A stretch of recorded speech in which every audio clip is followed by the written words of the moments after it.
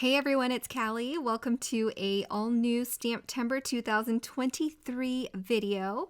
Today's STAMPtember collaboration is with Fawn, and as usual, we have an adorable stamp set to work with. This is Home for the Pawlidays, and here's a quick look at that adorable stamp set.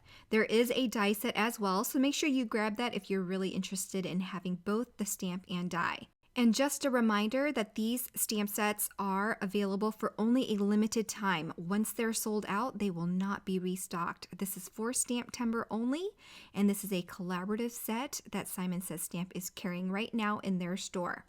Okay, I've stamped all of my images there, and I even stamped the little sentiment on that little rug that says, "Wipe your paws." We are a no-shoe family here, so I really appreciated that little sentiment. I'm going to speed through this video quite a bit with the coloring, so be sure to check out my blog post where all of the color combinations will be listed if you're interested in them.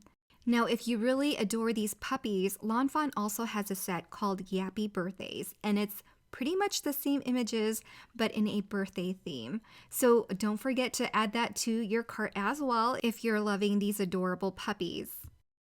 So let's take a guess as to what these puppies are. I'm thinking one is a corgi, which is the first one I colored. And then I'm thinking that second one with the gray is a husky.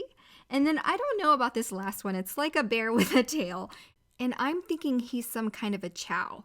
So I've tried to color them in similar colors and similar patterns on their fur.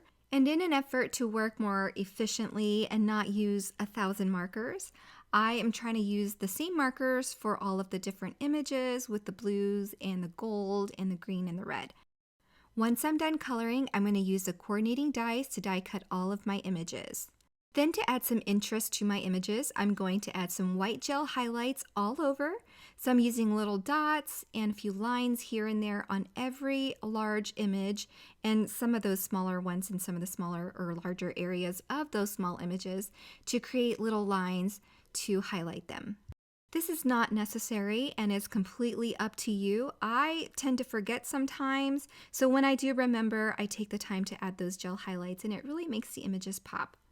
Next, we're going to work on the background. I do love me a good coral peachy sunset, so I'm using some Distress Oxide inks in Squeezed Lemonade and Worn Lipstick for the background, and I'm just going to blend the two colors together until I'm happy with that smooth blend.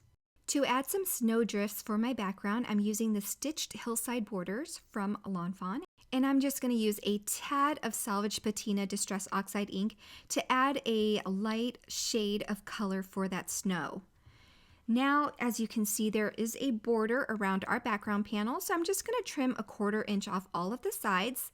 And then to give our snow a little bit of sparkle, I love using this technique on winter cards. I'm using glossy accents and adding a thin line of adhesive across the top of that snowdrift there. I'm going to use my finger to smudge that out a little bit to kind of thin and spread that glossy accent so that there's more space for glitter to attach itself to. And with that thinner layer, it's going to be able to dry a lot quicker than with that row of thick glue. I'm going to add a bit of glitter as well to this Husky's Santa hat in the white areas. And then now I've placed my doghouse right in the center of my card at the top, just so I can kind of visualize where and how high I want this first snowdrift panel to be. Once that panel is in place, I can remove that puppy house so that we can adhere it later, and I'll go ahead and adhere that second panel of that snowdrift. So we have a layering effect here with different snowdrift layers, and now the background is all set up for all of the images to create a scene. I'm going to attach a few images here with some liquid adhesive, and then for the puppies, I'm going to adhere it with some low profile foam squares. I'm going to attach my little corgi there, and then attach the other two puppies, and then use all the other accessory images to fill out my scene. I'm using liquid glue on these smaller images here and just tucking them so that they look like they're stacked up in place. And now that our little scene is all set up, I just need to stamp a sentiment. I've lined up my stamp sentiment there at the top center of my card, and then I'm going to use some VersaFine Clear ink to stamp my sentiment. And while I was adhering this to a card base, I really wish I had splattered my background with some water and some white paint. So I'm going in with my Sakura Jelly Roll pen just to add a few snow and stars there in the background, just to make my card a little bit more interesting.